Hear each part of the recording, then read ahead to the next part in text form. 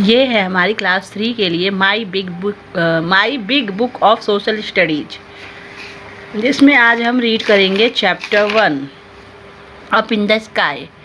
तो यहाँ पर है where do you see the following, write S for sky और एल फॉर लैंड। जो आपको स्काई में होता है दिखाई देता है उसके लिए एस लिख देंगे, और जो लैंड पर होता है उसके लिए लैंड लिखेंगे। जैसे सन स्काई में होता है, हाउस लैंड पर होता है, ट्रीज लैंड पर होते हैं, ब्रिज जो होते हैं वो लैंड पर होते हैं, स्टार्स स्काई में होते हैं, हिल्स लैंड पर होते हैं, और मून स्काई में होता है, रिवर लैंड पर होता है। लेकिन जो स्नो होती है वो ऑरिजिनेट होती है स्काई से, वहीं से गिरती है ना, इसलिए यहाँ पर हम एस लिखेंगे। अब हम यहाँ पे रीड करेंगे। What do you see when you look at the sky, during the day you see the sun, at night you see the moon and the stars. आप व्हाट डू यू सी, आप क्या देखते हो, when you looks at the sky, जब आप आसमान की तरफ देखते हो तो आपको क्या नज़र आता है। ड्यूरिंग द डे, दिन के टाइम में, during the day you see the sun, जब आप सन को दिन के टाइम में देखते तो कैसा, मतलब क्या लगता है। एट नाइट, और रात में जब हम मून और स्टार्स को देखते तो हमें क्या दिखाई देता है। The sun, the moon and the star are called heavenly bodies. जितने भी हमारे सन हैं, मून है, और जितने भी स्टार्स होते हैं उन्हें हम क्या कहते हैं, हेवनली बॉडीज कहते हैं। The planets are also heavenly bodies, जितने भी हमारे प्लैनेट्स होते हैं वो भी हेवनली बॉडीज बोले जाते हैं। दे मूव अराउंड द सन, वे सभी किसके चारों तरफ घूमते हैं, सन के चारों तरफ मूव करते हैं। The sun and the 8 planets from the solar system, sun और उसके जितने भी 8 प्लैनेट्स होते हैं, ठीक है, फॉर्म द सोलर सिस्टम, मिलकर क्या बनाते हैं, एक सोलर सिस्टम बनाते हैं। सोलर सिस्टम में कौन कौन सी दो चीज़ें होती हैं, एक सन होता है, दूसरे उसके 8 प्लैनेट्स होते हैं। जब ये दोनों मिल जाते हैं तो सोलर सिस्टम बनता है। द 8 प्लैनेट्स आर, अब हमारे पास 8 प्लैनेट्स कौन कौन से हैं, Mercury, Venus, Earth, Mars, Jupiter, Saturn, Uranus and the Neptune. We live on the planet Earth, हम कौन से प्लैनेट पे रहते हैं, हम अर्थ प्लैनेट पे रहते हैं। ये यहाँ पे आ जाते हैं। The sun is at the centre of the solar system, all the planets move around the sun. Sun जो है is the centre of the solar system, solar system के बिल्कुल सेंटर में यानी बीच में होता है। All the planets move around the sun, जितने भी प्लैनेट्स होते हैं वो सन के चारों तरफ मूव करते रहते हैं। The sun is a huge ball of very hot gases, it is many time bigger than the Earth. Sun जो है वो एक ह्यूज बॉल ऑफ गैसेज यानी बहुत ही हॉट गैसेज का एक बड़ा सा बॉल है। इट इज़ मैनी टाइम्स बिगर, ये हमारी अर्थ से बहुत ज़्यादा बड़ा है, मैनी टाइम्स बिगर है। The sun is the nearest star to our planet, sun जो है वो हमारे sun is the nearest star, सबसे पास का स्टार है हमारे प्लैनेट का। यानी अर्थ पे हम रहते हैं तो हमारे अर्थ से सबसे पास कौन सा है, सन है, ठीक है। The sun is important, the sun is the nearest star to our planet Earth, the sun is important to us, sun हमारे लिए बहुत इंपॉर्टेंट है, यानी सन की ज़रूरत हमें बहुत ज़्यादा है। क्यों है वो यहाँ बताया गया है। It gives us heat and light, इससे हमें हीट एंड लाइट मिलती है, हीट एंड लाइट। नेक्स्ट है plants make food using sunlight, सबको पता है जितने भी हमारे प्लांट्स होते हैं वो सनलाइट यूज़ करते हैं फोटोसिंथेसिस के प्रोसेस के दौरान, तो सनलाइट की उनको हमेशा नीड होती है। The sun is a source of energy, the energy obtained from the sun is called solar energy, it is use to cook food, to light up streets at night and even to run cars. Sun जो होता है वो source of energy होता है, यानी energy का source होता है, उसमें बहुत एनर्जी होती है। द एनर्जी ऑब्टेन, और जो भी एनर्जी ऑब्टेन की जाती है सन से वो क्या कहलाती है, सोलर एनर्जी कहलाती है। अगर ऐसे क्वेश्चन पूछा जाए कि what is solar energy, then we can write the energy obtain from the sun is called solar energy. जो भी एनर्जी सन से ऑब्टेन की जाती है, रिसीव की जाती है, वो सोलर एनर्जी कहलाती है। It is use to cook food, to light up streets at night and even to run cars. आजकल सोलर एनर्जी का यूज़ कहाँ कहाँ किया जाता है, कुकिंग करने में यूज़ होता है। टू लाइट अप स्ट्रीट, जो भी हमारी स्ट्रीट्स में लाइट्स होती हैं लगी हुई, उनको जलाने में यूज़ किया जाता है नाइट के टाइम में। And even to run cars, यहाँ तक कि सोलर एनर्जी से अब कार भी रन हो रही हैं। ये है हमारा सोलर एनर्जी का। Solar energy is use to generate electricity, ये लगे हुए हैं ना सोलर पैनल्स, इनका यूज़ किस लिए किया जाता है, इलेक्ट्रिसिटी को जनरेट करने के लिए, इनसे इलेक्ट्रिसिटी बनाई जाती है। नेक्स्ट आ जाते हैं द मून पे। The moon is the round like the sun, moon जो होता है वो सन की तरह ही कैसा होता है, राउंड होता है शेप में। It is the closest neighbour of the अर्थ, ये अर्थ का सबसे क्लोजेस्ट नेबर है, सबसे पास का नेबर है, मीन्स पड़ोसी है, इतना पास में है। सीन फ्रॉम द अर्थ, जब हम अर्थ से देखते हैं, both the sun and the moon, sun को और मून को, appear to be the same size, जब हम अपने अर्थ से इन दोनों को देखते हैं तो ये हमें सेम साइज के नज़र आते हैं, यानी इनका जो साइज है वो एक जैसा ही दिखता है हमें। However the moon is much smaller than the sun, however the moon, जबकि जो हमारा मून है वो बहुत छोटा है सन से, सन के जितना बड़ा नहीं है, लेकिन जब हम उसे अर्थ से देखते हैं तो वो हमें एक ही साइज़ के दिखते हैं। It looks big because it is much closer to the earth, यह हमें बड़ा क्यों नज़र आता है, क्योंकि यह हमारी धरती के बहुत ज़्यादा क्लोज होता है। सन से ज़्यादा क्लोज हमारे कौन है, मून है, जिसकी वजह से हमें ज़्यादा बड़ा दिखाई देता है देन द सन, सन की अपेक्षा, ठीक है। The moon surface has many big holes called craters, अब ये है क्रेटर्स, क्रेटर्स किसे कहते हैं, जो मून की सरफेस पे बहुत सारे बड़े बड़े होल्स बने हुए रहते हैं, उन्हें क्रेटर्स कहते हैं। नेक्स्ट है the moon moves around the earth, moon जो है वो अर्थ के चारों तरफ क्या करती है, मूव करती है, घूमती रहती है। It is the earth's natural satellite, ये अर्थ का नेचुरल सैटेलाइट है। Do you know what a satellite, क्या आप जानते हैं सैटेलाइट क्या होता है। Just as a planet move around the sun, just as a planet, planet की तरह ही ये सन के चारों तरफ घूमता रहता है। और satellite moves around a planet, और सैटेलाइट जो होता है वो एक प्लैनेट के चारों तरफ घूमता रहता है। The moon does not have its own light, moon का अपना खुद का कोई लाइट नहीं होता, उसके पास मतलब खुद का कोई प्रकाश नहीं होता। कहाँ से लेता है प्रकाश, only the part of the moon which receive sunlight can be seen from the Earth, जो मून का वो हिस्सा जो कि सन से सनलाइट लेता है, केवल वही धरती से हमें दिखाई देता है। In 1969 Neil Armstrong and Edwin Aldrin became the first people to land on the moon. In 1969 Neil Armstrong and Edwin Aldrin first people थे जो कि हमारे लैंड से गए थे और जिनके सबसे पहले कदम कहाँ पड़े थे, मून पे पड़े थे। मून पे कदम रखने वाले ये लोग पहले व्यक्ति थे, ठीक है। There is no air on the moon, moon पर कोई भी एयर नहीं है। No one can live there, वहाँ पे कोई भी इंसान जिंदा नहीं रह सकता है। तो ये है Neil Armstrong was the first person to walk on the moon, ये पहला पर्सन था जिसने मून पर वॉक किया था। वैसे दोनों साथ ही गए थे बट इन्होंने फर्स्ट स्टेप रखा था, इसलिए इनको रिमेंबर रखना जरूरी है, नील आर्मस्ट्रॉन्ग। और सेकंड कौन थे, एडविन एल्ड्रिन, दोनों साथ ही गए थे। उसके बाद है यहाँ पर Venus is one of the 8 planets, true. The sun is smaller than the earth, no, false है ये। The earth is an important source of energy, क्या अर्थ जो है वो इम्पॉर्टेंट सोर्स ऑफ एनर्जी है, फॉल्स, सन है। The moon is a satellite of the earth, yes, natural satellite है। Next आ जाते हैं the stars. We see stars twinkling in the sky at the night, हम नाइट में stars को twinkling करते हुए देखते हैं।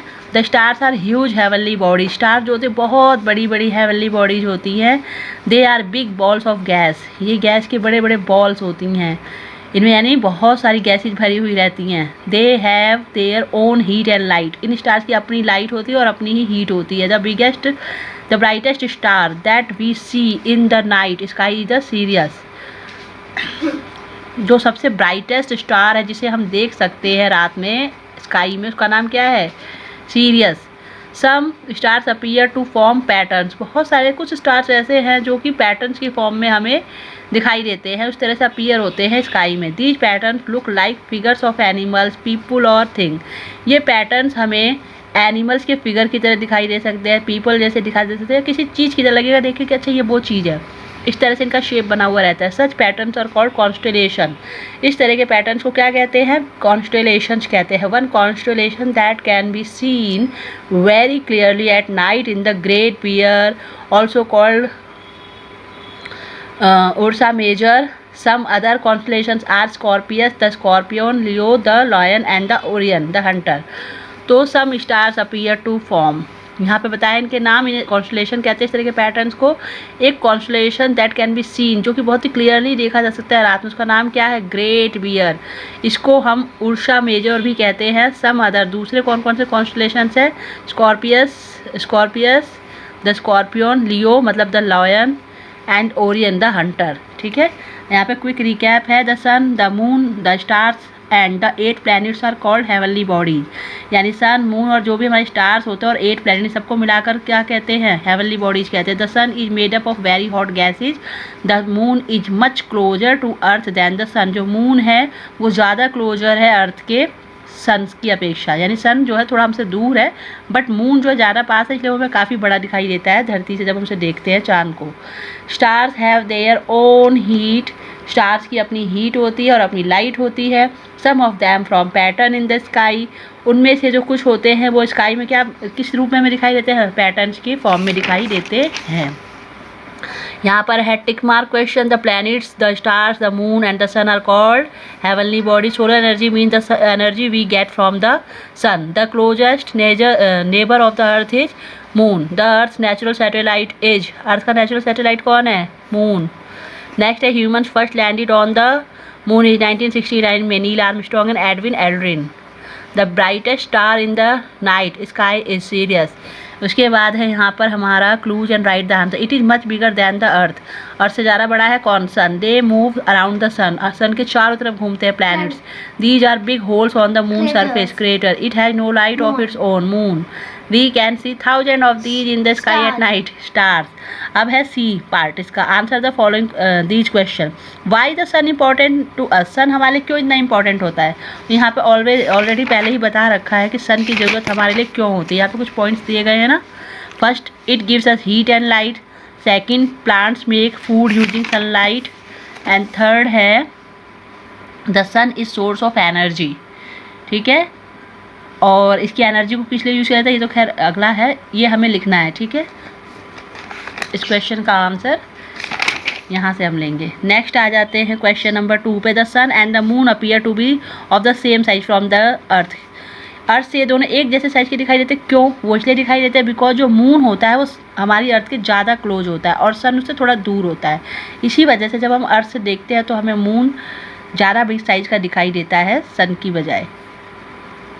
और ये भी एक लॉजिक होता है कि जो चीज़ जितना करीब होती है वो उतनी बड़ी दिखाई देती है, और जो चीज़ जितनी ज़्यादा दूर होती है चाहे वो साइज में कितनी ही बड़ी क्यों ना हो वो हमें छोटी ही दिखाई देती है। इसी तरह से सन हमारे अर्थ से बहुत दूर है, इसलिए हमें वो काफ़ी छोटा दिखता है, जबकि जो मून है वो काफ़ी क्लोज सैटेलाइट है, नेचुरल सैटेलाइट है, तो वो हमें इसलिए बिग साइज में दिखाई देता है, जबकि उसका साइज जो होता है सन से छोटा होता है। Who were the first people to land on the moon? वही 1969 में कौन गए थे? Neil Armstrong and Edwin Aldrin. But first step किसने रखा था? नील आर्मस्ट्रॉन्ग ने। What is a star? Star क्या होता है? अब यहाँ पे यहाँ पे हमें स्टार की भी डेफिनेशन दी गई है। यहाँ है we see star twinkling in the sky at the night. हमें ये आंसर लिखना है। Stars are huge heavenly body, they are big balls of gases, they have their own heat and light. ठीक है, तो ये हो जाएगा हमारे स्टार का। नेक्स्ट आ जाते हैं what is a constellation. Right the names of any 2 constellation. अब हमें कॉन्स्टेलेशन के बारे में बताना है। कॉन्स्टेलेशन मीन्स होता है जो एक पैटर्न बन जाते हैं। यहाँ लिखा है ना, some stars appear to form patterns. कुछ स्टार जो होते हैं वो पैटर्न्स की तरह फॉर्म में अपीयर हो जाते हैं स्काई में।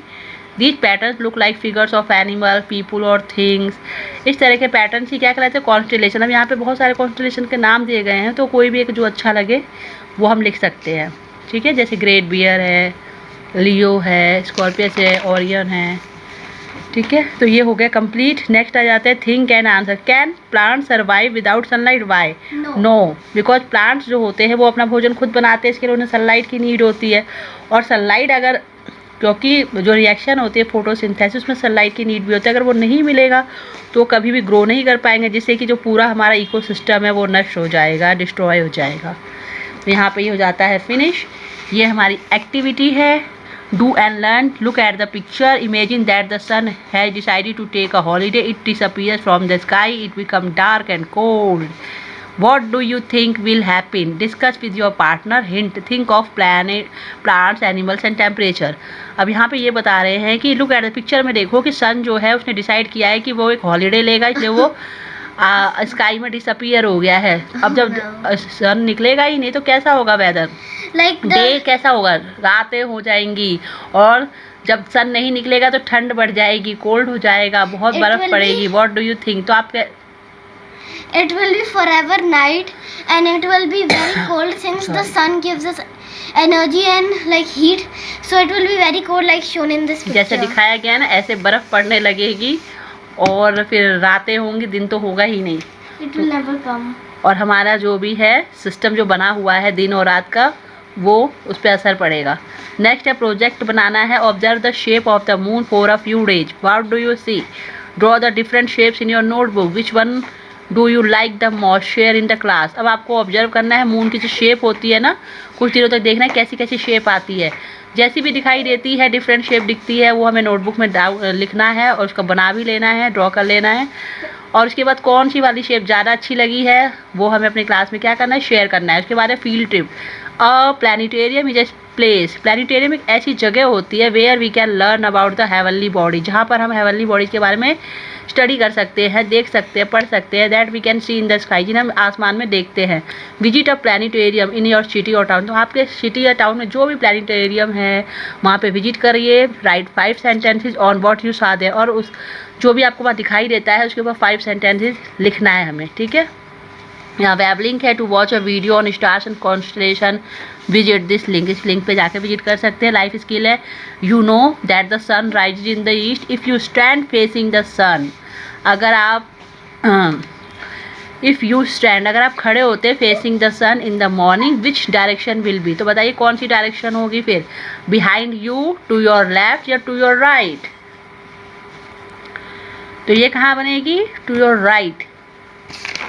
अब यहाँ पे हमारा चैप्टर फिनिश हो जाता है. लेसन 2 बाद में करेंगे. If you like our content then make sure to subscribe, make sure to share, make sure to like and subscribe and share. ठीक है. बाकी बाद में अपलोड करेंगे. bye.